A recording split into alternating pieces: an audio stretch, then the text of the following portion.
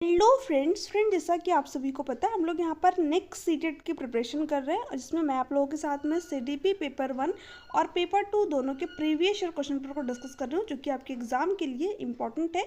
इसके जो पहले के सेशन है आपको प्लेलिस्ट सेक्शन में मिल जाएंगे, ठीक है। तो एक बार उन सेशन को भी जरूर देखिएगा, उसमें मैंने सारे previous year question paper cover कराया है। चलिए देखते हैं आज का क्वेश्चन। यहाँ पर आपका फर्स्ट क्वेश्चन है, अपनी कक्षा में अर्थपूर्ण अधिगम को सुशाध्य बनाने के लिए अध्यापिका को अपनी कक्षा में सामाजिक, सांस्कृतिक, धार्मिक, भाषाई विविधता को डैश चाहिए, ठीक है। अब देखिए जो बच्चा होता है उसके अंदर सामाजिक विभिन्नता भी होती है, वो अलग अलग समाज से आया होता है, ठीक है। सांस्कृतिक विभिन्नता भी होती है, उसकी अलग अलग जो है कल्चर होती है, अलग अलग संस्कृति होती है, साथ ही साथ अलग अलग बच्चे का धर्म होता है, ठीक है। इसके साथ साथ बच्चे की अलग अलग लैंग्वेज भी होती है, भाषा भी होती है, ठीक है। तो ऐसे में एक शिक्षिका को क्या करना चाहिए, ठीक है, इन सारी विविधता को क्या करना चाहिए, सम्मान देना चाहिए, एक एसेट, एक संसाधन के रूप में देखना चाहिए, ठीक है। यहाँ पर दे रखा है समझना, यहाँ पर ये बात आपकी बिल्कुल सही हो जाएगी। जो बच्चा जो चीज़ें लेकर के आया है, जैसे कि जो सामाजिक विभिन्नता है, उसकी सांस्कृतिक विभिन्नता है, धार्मिक विभिन्नता है, भाषाई विभिन्नता है, ठीक है। इवन बच्चे के अंदर भी क्या है, इंडिविजुअल डिफरेंसेस है, व्यक्तिगत विभिन्नता भी है, प्रत्येक बच्चा दूसरे बच्चे से अलग है। तो ऐसे में एक टीचर, एज अ टीचर के रूप में इन चीज़ों का क्या करना चाहिए, हमें सम्मान करना चाहिए, इनको समझना चाहिए। तो फर्स्ट ऑप्शन आपका यहाँ पर करेक्ट है, अनदेखा नहीं करना चाहिए, ठीक है। अपेक्षित करना, ये भी कहना आपका यहाँ पर गलत है, टालना नहीं चाहिए, ठीक है, हमें एक संसाधन के रूप में यूज करना चाहिए। नेक्स्ट है, एक डैश कक्षा में अध्यापिका अपनी शिक्षा शास्त्र व आकलन की विधियों को विद्यार्थियों की व्यक्तिगत जरूरतों के अनुसार परिवर्तित करती है, ठीक है। पाठ्य पुस्तक केंद्रित, व्यवहारवादी, अध्यापक केंद्रित, प्रगतिशील शिक्षा, ठीक है। देखिए जब भी जो शिक्षिका है बच्चों की व्यक्तिगत जरूरतों के अनुसार अपनी मेथड को चेंज करे, वहाँ पर आपकी क्या होगी, प्रोग्रेसिव क्लासरूम, ठीक है, प्रगतिशील शिक्षा। ये क्या होती है आपकी, एज पर नीड, बच्चे की जैसी ज़रूरत है। मान लीजिए कि आपकी क्लासरूम में एक दृष्टि बाधित छात्र है, ठीक है, तो ऐसे में एज अ टीचर के रूप में आपको क्या करना चाहिए, उसको स्पर्श करने वाली चीज़ें प्रोवाइड करनी चाहिए, जैसे कि आपका ब्रेल लिपि हो गया, ठीक है। इसी तरह अगर आपकी क्लासरूम में एक श्रवण बाधित छात्र है तो उसके लिए क्या करना चाहिए, जो चीज़ें चित्रात्मक होती हैं, ठीक है, वो उसके सामने प्रस्तुत करनी चाहिए, क्योंकि बच्चा सुन नहीं सकता चीज़ों को बट देख तो सकता है, ठीक है। तो एज एन नीड, यानी विद्यार्थी की जैसी व्यक्तिगत जरूरत है उसके अकॉर्डिंग चीज़ें प्रोवाइड करना, या फिर अपनी जो टीचिंग मेथड है, शिक्षण विधियाँ, उसमें चेंज लाना। अगर एक मेथड से बच्चों को समझ में नहीं आ रहा है, ठीक है, तो यही बात आपकी प्रगतिशील शिक्षा कहती है। तो आपका यहाँ पर डी ऑप्शन करेक्ट आंसर हो जाएगा। देखिए पाठ्य पुस्तक केंद्र नहीं, जो आपकी एनईपी होगी, एनसीएफ होगी, ये बाल केंद्र शिक्षा की बात करती है, ठीक है। बच्चे को केंद्र में रख करके एजुकेशन प्रोवाइड की जाए, ठीक है, सिर्फ पाठ्य पुस्तक से नहीं। व्यवहारवादी, देखिए जो कंडीशनिंग है इसकी बात कौन करते हैं, जो लोग जैसे कि स्किनर हो गए, आपके थॉर्नडाइक हो गए, ठीक है, जो व्यवहारवाद से रिलेट करते हैं, तो ये आपका यहाँ पर गलत होता है। अध्यापक केंद्रित नहीं, अभी मैंने आप लोगों को बताया चाइल्ड सेंटर्ड एजुकेशन, ठीक है, प्रोवाइड करनी है। तो आपका यहाँ पर डी ऑप्शन करेक्ट है। नेक्स्ट है, अब देखिए यहाँ पर क्या दे रखा है, बच्चों को विद्यालय में असफल होना साबित करता है कि इन बच्चों में आनुवंशिक पैदाइशी कमी है और उन्हें विद्यालय से निकाल देना चाहिए। देखिए ये कहना तो आपका बिल्कुल ही गलत हो जाएगा, बच्चे के अंदर कमी नहीं निकालनी है, क्योंकि बच्चे में कमी नहीं होती है, सिस्टम में कमी होती है। अगर बच्चा फेल होता है तो सिस्टम फेल होता है, ठीक है, हमारे सिस्टम में कहीं ना कहीं कमी रह गई, इस वजह से बच्चा जो है चीज़ों को नहीं सीख पाया, ठीक है। सूचित करता है कि अभिभावकों में अपने बच्चों के अधिगम में सहायता करने का सामर्थ्य नहीं है, ये भी कहना आपका यहाँ पर गलत है, ठीक है। प्रस्तावित करता है कि वंचित पृष्ठभूमि वाले बच्चों में अधिगम का सामर्थ्य नहीं होता है। देखिए प्रत्येक बच्चा सीख सकता है, चाहे वो वंचित पृष्ठभूमि से हो, चाहे उसकी जो है आर्थिक पृष्ठभूमि से ही नहीं हो, ठीक है, उसकी सामाजिक पृष्ठभूमि कैसी हो, ये मैटर नहीं करता। अगर हम बच्चे को जो है विद्यालय में अच्छी चीज़ें प्रोवाइड करें, टीचिंग मेथड में अपने चेंज लाएं, ठीक है, उसकी ज़रूरत के अकॉर्डिंग उसको चीज़ें प्रोवाइड करें, तो बच्चा सीख सकता है, क्योंकि बच्चे के अंदर जन्मजात सीखने की क्षमता होती है ना। तो ये कहना गलत है। निर्दिष्ट करता है कि विद्यालय इन बच्चों की आवश्यकताओं और रुचियों की पूर्ति करने में समर्थ नहीं है, यही बात आपके यहाँ पर सही है, ठीक है। विद्यालय जो है बच्चे की जो रुचि है, जो आवश्यकता है, उसको कहीं ना कहीं पूर्ण नहीं कर पाया, इसलिए बच्चा क्या हो गया, असफल हो गया। ठीक है, तो ये बात आपके यहाँ पर बिल्कुल सही है। ठीक है, तो डी ऑप्शन आपका करेक्ट है। नेक्स्ट है, समूह में एक दूसरे को पढ़ाने और सहायता करने से बच्चों का ध्यान भंग हो सकता है और एक प्रभावशाली शैक्षिक पद्धति नहीं है। देखिए, जब बच्चा समूह में एक दूसरे से क्या करता है, इंटरेक्ट करता है, बातचीत करता है, संवाद करता है, तो वहाँ पर जो उसकी स्किल होती है, जो कौशल होती है, ठीक है, वो डेवलप होती है। क्योंकि प्रत्येक बच्चा दूसरे बच्चे के बारे में जानता है, उनके समाज के बारे में जानता है, उनकी संस्कृति के बारे में जानता है, तो ऐसे में जो स्किल होती है वो क्या होती है, उनके डेवलप होती है। बच्चे का जो संज्ञानात्मक विकास होता है वो बेहतर होता है। ठीक है, तो ध्यान भंग होता है, ये कहना आपका गलत है।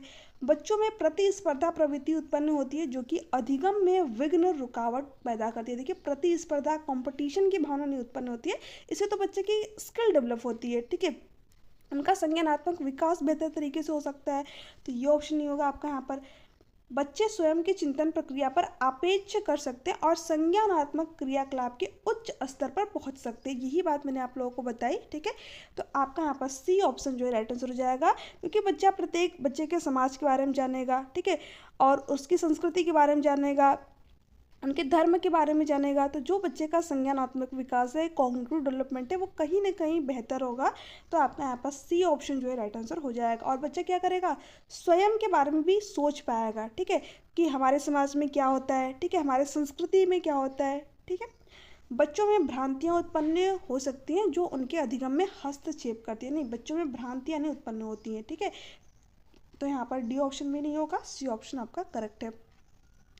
बच्चे के समाजीकरण में विद्यालय, देखिए बच्चे का जो समाजीकरण होता है, ये मैंने आप लोगों को कई बार बताया, दो तरीके से होता है। एक आपका होता है प्राथमिक कारक समाजीकरण का, और एक क्या होता है आपका द्वितीय कारक। इसको इंग्लिश में याद रखिएगा, प्राइमरी सोशलाइजेशन और सेकेंडरी सोशलाइजेशन, क्योंकि हिंदी में कई नाम आपको चेंज देखने को मिलेंगे। क्योंकि कभी कभी पूछ देता है कि समाजीकरण की मुख्य एजेंसी क्या है, मुख्य इकाई क्या है। ठीक है, तो वो भी कहीं ना कहीं आपसे प्राइमरी सोशलाइजेशन के बारे में पूछ रखा है।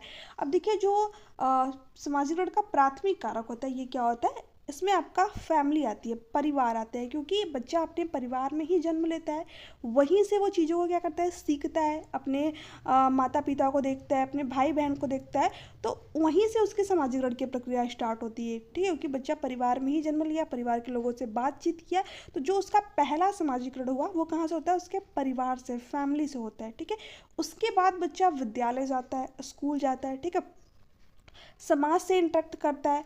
तो जो परिवार के बाद में जिन लोगों से बच्चा इंटरेक्ट किया, वहाँ से उनका जो समाजीकरण हुआ वो क्या होता है, द्वितीयक समाजीकरण। ठीक है, सेकेंडरी सोशलाइजेशन, क्योंकि बच्चा परिवार के बाद इन चीज़ों से इंटरेक्ट करता है ना। तो आई होप कि आप लोगों को समझ में आ गया होगा।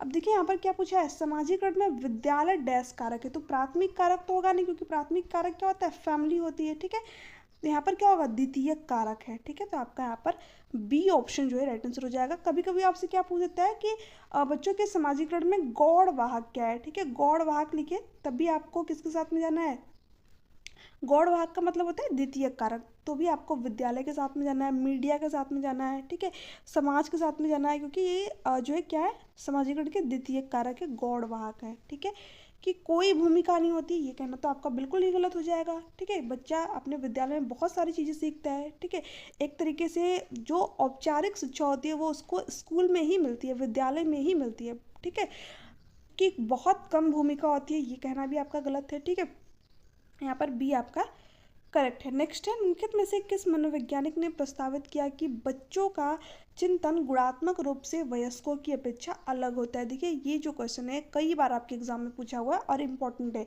देखिए, जो जीन प्याजे हैं, है ना, जिन्होंने कि संज्ञानात्मक विकास का सिद्धांत दिया, कॉग्निटिव डेवलपमेंट का जो है इन्होंने थ्योरी दी, ये क्या कहते हैं, जो बच्चों का चिंतन होता है, ठीक है, जो थिंकिंग बच्चे करते हैं, जितनी आप थिंकिंग कर सकते हैं, जितना आप सोच सकते हैं, यानी एक वयस्क व्यक्ति, एक बड़ा व्यक्ति जितना सोच सकता है, उतना एक छोटा बच्चा भी सोच सकता है। ठीक है, बट ठीक है, जो मात्रा होती है, ठीक है, वो तो सेम होगी। जैसे कि जितना जितना एक बड़ा व्यक्ति सोच रहा है, उतना एक छोटा बच्चा भी सोच रहा है, तो मात्रा क्या होती है, सेम होती है। ठीक है, बट क्वालिटी, जो गुण क्या होते हैं, भिन्न होते हैं।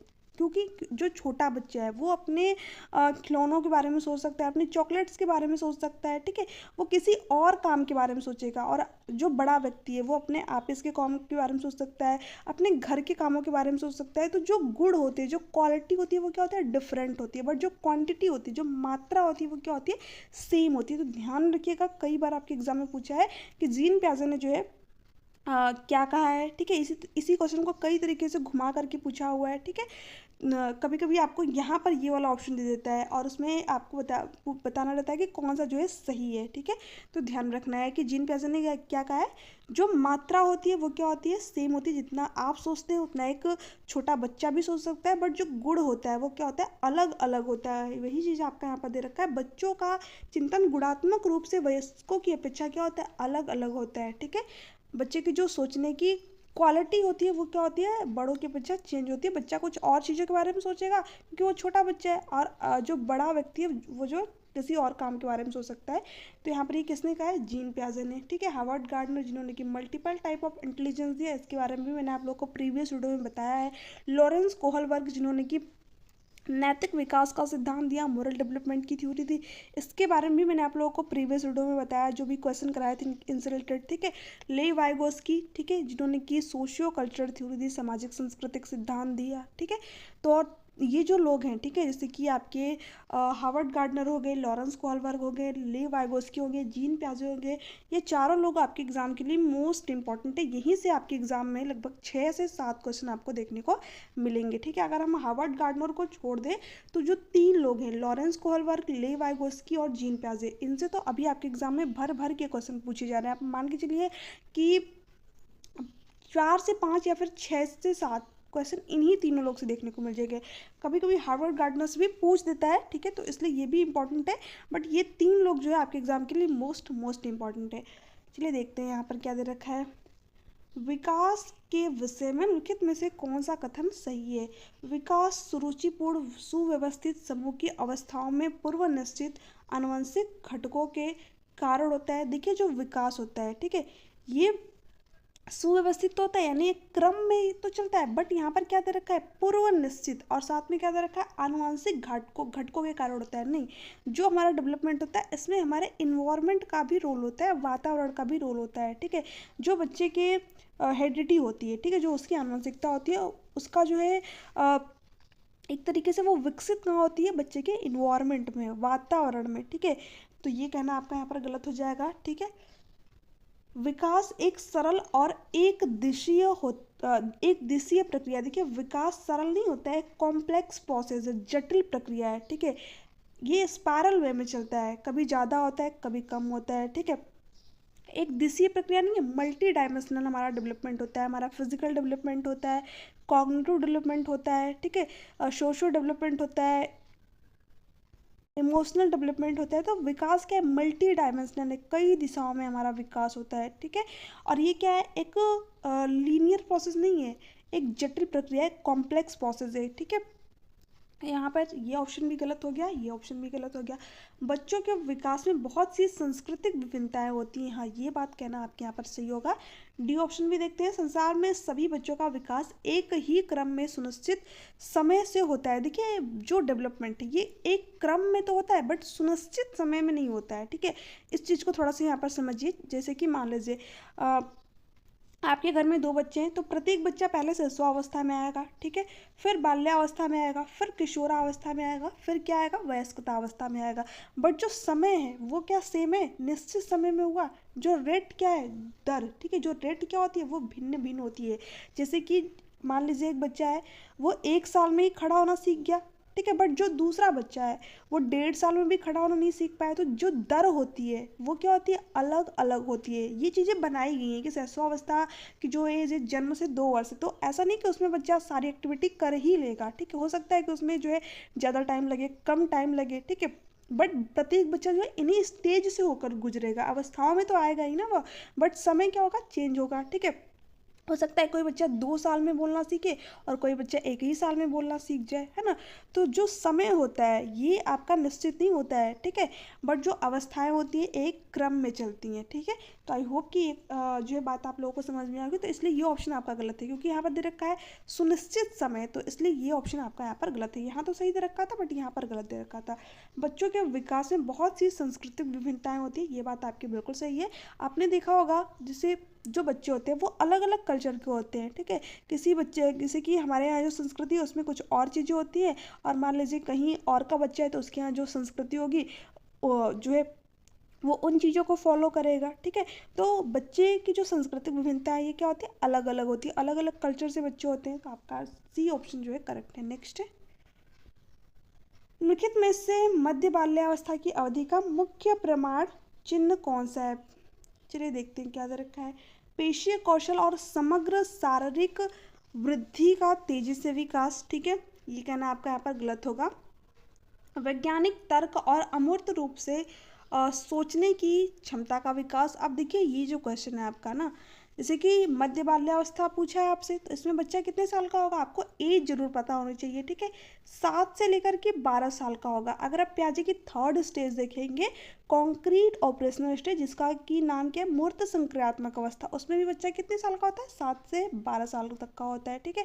अब जो 7 से 12 साल का बच्चा होगा वो अमूर्त एब्स्ट्रैक्ट थिंकिंग नहीं कर पाएगा, यानी जो चीज़ें उसके सामने नहीं होती उसके बारे में वो थिंकिंग नहीं कर पाएगा, ठीक है। तो यहाँ पर दे रखा था अमूर्त रूप से सोचने की क्षमता। तो 7 से 12 साल का बच्चा अमूर्त एब्स्ट्रैक्ट थिंकिंग नहीं कर पाता है, मूर्त चीज़ों के बारे में सोच लेता है, जो चीज़ें उसके सामने रहती है उसको, जिसको टच फील कर सकता है उसके बारे में वो सोच लेता है, ठीक है। तो इसलिए ये ऑप्शन नहीं होगा आपका। प्रतीकात्मक खेल का उभरना, नहीं, ये तो बच्चा जो है प्री ऑपरेशनल स्टेज में करता है, ठीक है, तो ये भी नहीं होगा आपका यहाँ पर। तर्क संगत विचारों का विकास जो प्रकृति में मूर्त है, यही बात आपकी यहाँ पर सही है। मैंने आप लोगों को बताया जो 7 से 12 साल का बच्चा होता है, जो चीज़ें उसके सामने रहती है उसके बारे में क्या कर पाता है, वो थिंकिंग कर पाता है, ठीक है, मूर्त चीज़ों के बारे में। और उसके अंदर क्या होती है, लॉजिकल थिंकिंग डेवलप हो जाती है, तर्क वो कर पाता है। आपने देखा होगा जो 7 से 12 साल के बच्चे होते हैं वो अक्सर के बहुत ज़्यादा क्वेश्चन पूछते हैं कि अरे ये काम ऐसा क्यों हो रहा है, ठीक है, बहुत तर्क लगाते हैं वो अपना। तो यहाँ पर डी ऑप्शन करेक्ट है, क्योंकि उनके अंदर लॉजिकल थिंकिंग जो होती है वो डेवलप हो गई रहती है। नेक्स्ट, अब देखिए यहाँ पर क्या पूछा है, जीन प्याजे के अनुसार बच्चे अमूर्त संक्रियात्मक अवस्था में संरक्षण, वर्गीकरण व श्रेणीबद्ध करने में सक्षम नहीं है। देखिए जो जीन प्याजे हैं, अभी मैंने आप लोगों को बताया था, उन्होंने संज्ञानात्मक विकास की कितनी अवस्थाएं बताई थी, 4 अवस्थाएं बताई थी, ठीक है। कौन कौन सी आपकी, सेंसरी मोटर स्टेज, जिसको पहली अवस्था कहते हैं यहाँ पर, ठीक है, मैं लिख देती हूँ। पहली अवस्था क्या है, सेंसरी मोटर स्टेज, जिसमें कि जो बच्चा होता है वो जन्म से 2 साल तक का होता है, ठीक है, यानी कि 0 से 2 साल तक का होता है। और दूसरी स्टेज इनकी क्या होती है, प्री ऑपरेशनल स्टेज, ठीक है, पूर्व संक्रियात्मक अवस्था, इसमें जो बच्चा होता है वो 2 से 7 साल का होता है। और तीसरी क्या है, कॉन्क्रीट ऑपरेशनल स्टेज, जिसमें जो बच्चा होता है वो 7 से 11 साल तक का होता है, फिर 12 साल तक का लिख सकते हैं आप यहाँ पर। और फोर्थ क्या है इनकी, फॉर्मल ऑपरेशनल स्टेज, यानी कि औपचारिक संक्रियात्मक अवस्था। इसमें बच्चा कितने साल तक का होता है, 12 से 18, या फिर जो है 12 एबव भी कह सकते हैं। तो जो है ये जीन प्याजे ने 4th स्टेज यहाँ पर बताई है। अब देखिए फर्स्ट ऑप्शन में आपका क्या रखा था, संरक्षण, वर्गीकरण व श्रेणीबद्ध करने में सक्षम नहीं। देखिए जो सीरिएशन है, ठीक है, बच्चे क्या करते हैं, चीज़ों को एक क्रम में ही लगा लेता है, ठीक है, साथ ही साथ उनका क्लासिफिकेशन कर लेता है, वर्गीकृत चीज़ों को कर लेता है, और कंजर्वेशन, उसके अंदर संरक्षण आ जाता है, यानी कि वो ये चीज़ समझ जाता है कि शेप और साइज को अगर चेंज कर दिया जाए तो जो क्वांटिटी है, जो मात्रा है, वो चेंज नहीं होती है, ठीक है। तो ये 3 चीज़ें बच्चे में कब डेवलप होती हैं, जब वो प्याजे के 3rd स्टेज में रहता है, यानी कि कॉन्क्रीट ऑपरेशनल स्टेज में रहता है। तो उसके अंदर 3 चीज़ें आती हैं, CCS, यानी कंजर्वेशन आ जाता है, क्लासिफिकेशन आ जाता है, ठीक है, और श्रेणीबद्धता आ जाता है, ठीक है। बट यहाँ पर क्या दे रखा है, श्रेणीबद्ध करने में सक्षम नहीं है। तो ये प्याजे के किस स्टेज में होगा, प्री ऑपरेशनल स्टेज में होगा, ठीक है, 2nd स्टेज में होगा, क्योंकि इसमें बच्चा जो है ना ही कंजर्वेशन कर पाता है, संरक्षण नहीं कर पाता है, चीज़ों को वर्गीकृत भी नहीं कर पाता है, और चीज़ों को एक सीक्वेंस में भी नहीं लगा पाता है, ठीक है। हमें यहाँ पर 4th अवस्था बतानी है, अमूर्त संक्रियात्मक अवस्था बतानी है, यानी ये वाली, ठीक है, फॉर्मल ऑपरेशनल स्टेज बतानी है यहाँ पर, ठीक है। अब चलिए देखते हैं यहाँ पर, प्रतीकात्मक और सांकेतिक खेलों में भाग लेना प्रारंभ करते हैं। ये कब करता है बच्चा? जब प्याजे के सेकंड स्टेज में रहता है, 2 से 7 साल का रहता है, ठीक है, यानी कि प्री ऑपरेशनल स्टेज में रहता है, पूर्व संक्रियात्मक अवस्था में, सेकंड वाली में। तब वो क्या करता है बच्चा? सिंबॉलिक जो खेल होते हैं, जैसे कि आपने देखा होगा बच्चे को सिंबल्स के थ्रू जो चीज़ें पढ़ाई, जैसे कि ए फॉर एप्पल, तो एप्पल क्या होता है? वापस सिंबल होता है ए का, ठीक है। तो सिंबॉलिक जो थॉट की स्टेज होती है वो कौन सी होती है? यही वाली होती है, ठीक है। परिकल्पित निम्नात्मक तर्क और प्रतिज्ञप्ति चिंतन करने में समर्थ, ये बात आपके यहाँ पर बिल्कुल सही है। यही इसी में क्या होता है, ठीक है, जो एब्स्ट्रैक्ट थिंकिंग वाले सॉरी जो फॉर्मल ऑपरेशनल स्टेज होती है, यानी प्याजे की 4th स्टेज, जिसमें कि बच्चा 11 एबव होता है, यानी 11 साल के से ज़्यादा का होता है, यानी 11 से 18 साल के ये जो बच्चा होता है, ये एब्स्ट्रैक्ट थिंकिंग कर लेता है। साथ ही साथ जो परिकल्पित निम्नात्मक तर्क होते हैं, प्रतिज्ञप्ति चिंतन होता है, ठीक है, जो चीज़ें उसके सामने नहीं रहती हैं उसके बारे में भी थिंकिंग कर लेता है। नियम वगैरह जो होते हैं, ठीक है, जो मैथ के क्वेश्चन होते हैं, ठीक है, उनको क्या कर लेता है? सॉल्व कर लेता है, थ्योरी वगैरह सिद्ध कर लेता है। तो ये कब कर लेता है? जब वो प्याजे की 4th स्टेज में रहता है। तो आपसे यहाँ पर जब भी परिकल्पित निम्नात्मक तर्क की बात हो, ठीक है, तो आपका क्या होगा? प्याजे की 4th स्टेज। तो थर्ड ऑप्शन करेक्ट है। केंद्रीकरण और अनुत्क्रमणीयता सोच से आबद्ध, देखिए ये बच्चा कब रहता है? बच्चे के अंदर क्या होगी? सेंट्रलाइजेशन की जो है गुण होता है, और साथ ही साथ अनुक्रमणीयता होती है, बच्चे चीज़ों को रिवर्स नहीं कर पाते हैं, ठीक है। तो ये कब होता है? प्याजे की सेकंड स्टेज में, प्री ऑपरेशनल स्टेज में, ठीक है। यहाँ पर देखिए 2 चीज़ इंपॉर्टेंट है, ये जो 3 प्रॉपर्टी दे रखी है, ठीक है, केंद्रीकरण, अनुक्रमणीयता सोच से आबद्ध, साथ ही साथ प्रतीकात्मक सांकेतिक खेलों में भाग लेना प्रारंभ करना, संरक्षण, वर्गीकरण व श्रेणीबद्धता करने में सक्षम नहीं, ये तीनों प्रॉपर्टी किसकी दे रखी है? प्याजे की प्री ऑपरेशनल स्टेज की, जब बच्चा 2 से 7 साल का होता है, ठीक है। तो इंपॉर्टेंट है, ध्यान रखिएगा, कई बार आपके एग्जाम में क्वेश्चन पूछे हुए हैं। तो यहाँ पर सी ऑप्शन आपका करेक्ट है, ठीक है। मैंने आप लोगों को यहाँ पर डिटेल में बताया ताकि आप लोगों को जब आगे क्वेश्चन सॉल्व करें तो यहाँ पर प्रॉब्लम ना हो। आई होप कि आप लोगों को समझ में आया होगा। कोई भी डाउट हो तो आप नीचे कमेंट सेक्शन में कमेंट करके पूछ सकते हैं। नेक्स्ट है, लॉरेंस कोहलबर्ग की नैतिक विकास के सिद्धांत के अनुसार व्यक्ति किस अवस्था में है जब वो विश्वास करता है कि वर्तमान सामाजिक प्रणाली को सक्रियतापूर्वक बनाए रखने से धनात्मक मानवीय संबंध और सामाजिक वर्ग सुरक्षित रहता है। देखिए जो लॉरेंस कोहलबर्ग है, जिन्होंने कि नैतिक विकास के 3 लेवल दिए, ठीक है, और हर लेवल में इन्होंने कितनी अवस्थाएं बताई? 2 अवस्थाएं बताई। ये आपके एग्जाम में पूछा हुआ क्वेश्चन है कि लॉरेंस कोहलबर्ग ने कितने स्तर दिए, कितने लेवल दिए। तो आपको ध्यान में रखना है, उन्होंने 3 लेवल दिए और हर लेवल में जो है उन्होंने 2 अवस्थाएं बताई। तो इस तरीके से जो है आपके कितनी अवस्थाएं हो गई? 6 अवस्थाएं हो गई। आप यहाँ पर देख भी सकते हैं, ठीक है, हर लेवल में इन्होंने कितनी अवस्थाएं दी हैं? 2-2 अवस्थाएं दी हैं, इसमें भी 2, इसमें भी 2 और इसमें भी 2। तो इस तरीके से जो स्टेज है वो 6 हो गई, ठीक है। अब देखिए यहाँ पर क्या हो रहा है, ठीक है, जो व्यक्ति है वो क्या कर रहा है कि जब वो विश्वास करता है कि वर्तमान सामाजिक प्रणाली को सक्रियतापूर्वक बनाए रखने से धनात्मक मानवीय संबंध और सामाजिक वर्ग सुरक्षित रहता है, यानी जो समाज ने नियम बनाया है अगर हम इनको फॉलो करते हैं, उनके अकॉर्डिंग चलते हैं, तो जो मानवीय संबंध है वो अच्छे रहते हैं और हमारा समाज क्या रहता है? सुरक्षित रहता है, ठीक है। तो ये आपको बताना है कि ये किस स्टेज में होगा बच्चा? यांत्रिक उद्देश्य अभिविन्यास में नहीं, यांत्रिक, तो फर्स्ट आपका यहाँ पर नहीं होगा यांत्रिक उद्देश्य अभिविन्यास। इसमें क्या होता है? टिक फॉर टेक की ये एज होती है, यानी जैसा आप बच्चे के सामने बर्ताव करेंगे बच्चा भी आपके सामने वैसा ही बर्ताव करेगा, ठीक है। मान लीजिए एक बच्चे ने एक बच्चे के जो है कलम तोड़ दी, तो वहाँ पर जो दूसरा बच्चा क्या करेगा? उसकी या तो टिफ़िन खा जाएगा या तो जो उसके पेज होते हैं वो फाड़ देगा। यानी जैसा आप बच्चे के सामने बर्ताव करेंगे बच्चा भी आपके सामने वैसा ही बर्ताव करेगा, जैसे को तैसा, ठीक है। ये वाली स्टेज होती है, तो ये नहीं होगा आपका यहाँ पर, क्योंकि इसमें ऐसी कुछ बात नहीं हुई है। सार्वभौमिक नैतिकता सिद्धांत अभिविन्यास, यानी नैतिकता के परे जाकर सोचना, जो समाज की भलाई के लिए कार्य हो हम वैसे कार्य करेंगे, ठीक है।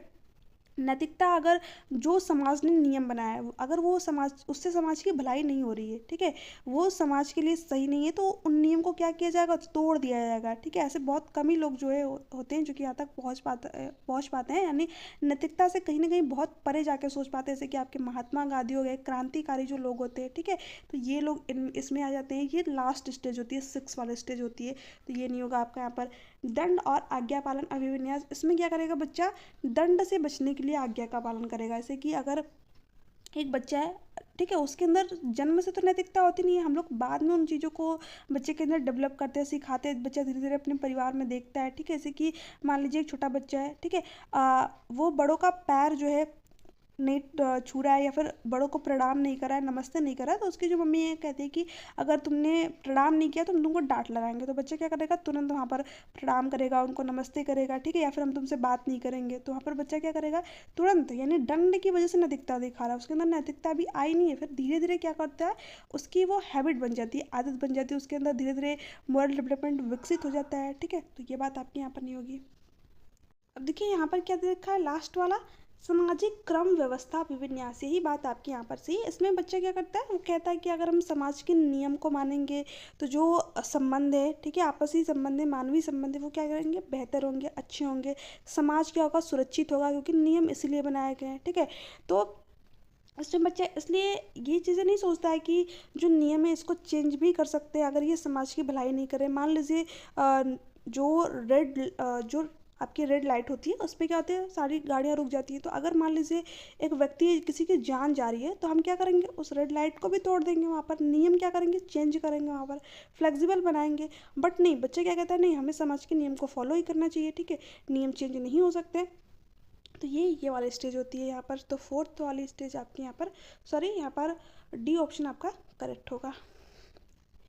नेक्स्ट है बाल्यावस्था की अवधि में विकास में केवल परिणात्मक परिवर्तन होते हैं। देखिए जब भी डेवलपमेंट की बात आए, इसमें केवल परिणात्मक परिवर्तन नहीं होंगे, इसमें गुणात्मक परिवर्तन भी होते हैं। ठीक है, मात्रात्मक और परिणात्मक दोनों ही परिवर्तन होते हैं। ठीक है, तो ये नहीं होगा।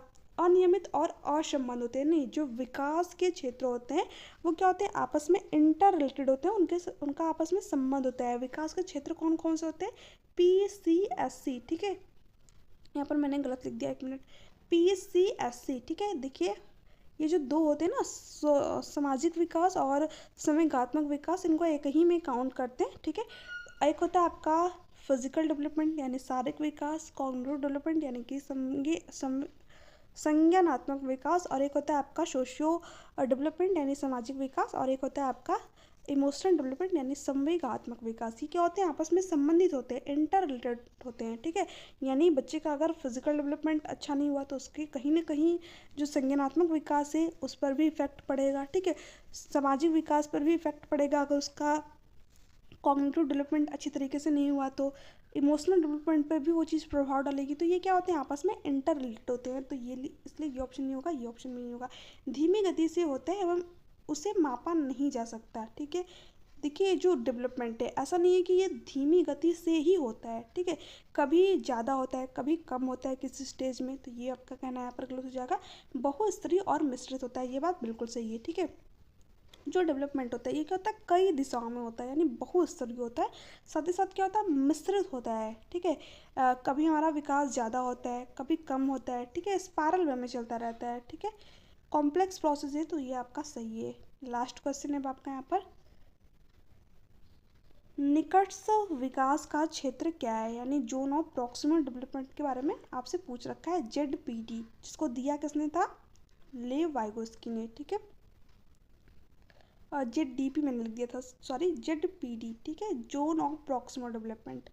यहाँ पर क्या दे रखा है, वह प्रक्रिया जिसमें शुरू से विभिन्न समझ वाले दो व्यक्ति समान समझ पर पहुँचते हैं। ठीक है, वह प्रक्रिया जिसमें बच्चे समाज के वयस्कों सदस्यों द्वारा निर्धारित विधि से कार्य करते हैं। बच्चों के वर्तमान स्तर पर स्वतंत्र प्रदर्शन और वयस्क से अधिक कौशल वाले समकक्षी की सहायता से बच्चे द्वारा उपार्जित किए जाने वाले प्रदर्शन को के मध्य का क्षेत्र है। ये बात आपके यहाँ पर बिल्कुल सही है। ठीक है, अब देखिए मैं थोड़ा सा यहाँ पर आपको बताती हूँ, विभिन्न प्रकार के कार्य जो अपनी आयु के अनुसार बच्चे को करने चाहिए परंतु वो नहीं कर सकते, ये सारी चीज़ें आपके यहाँ पर गलत है। देखिए जो ZPD होता है, जोन ऑफ प्रॉक्सिमल डेवलपमेंट होता है, वो क्या होता है, बच्चा जहाँ तक चीज़ों को खुद कर सकता है। ठीक है, जैसे कि आप सीटेट के एग्ज़ाम में मान लीजिए अभी आप मॉक टेस्ट दे रहे हैं या फिर जो प्रीवियस ईयर क्वेश्चन पर सॉल्व कर रहे हैं, खुद से सॉल्व कर रहे हैं, तो आपके यहाँ पर 90 नंबर बन रहे हैं। ठीक है, हो गया आपका यहाँ पर 150 में से 90 नंबर आपके बन रहे हैं। बट आपने किसी टीचर की हेल्प ली,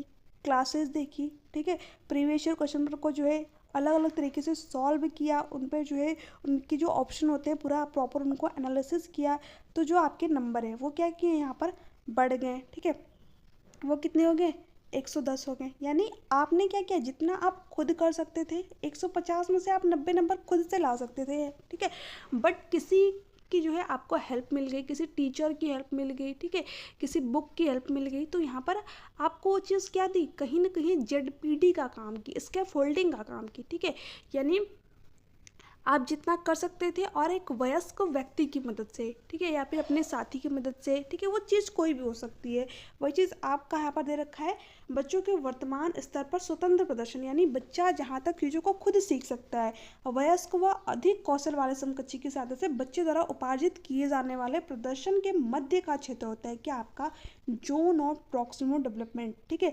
इसी जो बीच का क्षेत्र है उसी को क्या कहेंगे, जोन ऑफ प्रॉक्सिमल डेवलपमेंट। यानी 90 नंबर तो आप खुद से भी ला रहे थे, ठीक है, जब आपने टीचर की हेल्प ली, अपने साथी की हेल्प ली, तो यहाँ पर आपके जो नंबर है वो बढ़ के 110 हो गए, ठीक है। तो जो इसके मध्य का क्षेत्र है यही क्या होता है, आपका जेडपीडी होता है, जोन ऑफ प्रॉक्सिमल डेवलपमेंट होता है। तो आपका सी ऑप्शन जो है करेक्ट आंसर यहाँ पर हो जाएगा, ठीक है। तो आई होप कि आप लोगों को ये चीज़ें समझ में आ गई होंगी। इससे रिलेटेड मैंने कई सारे इंपॉर्टेंट क्वेश्चन आपको प्रीवियस वीडियो में कराया, तो अगर आपने वो वीडियो नहीं देखी तो एक बार जरूर देखिए। और देखिए इसका जो पीडीएफ है आप लोगों को पीडीएफ टेलीग्राम चैनल पर मिल जाएगा। आप में से बहुत सारे अभ्यर्थी मुझे कमेंट करके पूछ रहे थे। इसके साथ साथ अगर आपको वीडियो अच्छी लग रही है तो चैनल को जरूर सब्सक्राइब कर लीजिएगा, बेल आइकन को प्रेस कर दीजिएगा ताकि वीडियो से रिलेटेड जो नोटिफिकेशन है वो आप तक पहुँच सके। तो चलिए मिलते हैं आपसे नेक्स्ट क्लास में, तब तक के लिए bye bye, take care, thanks for watching.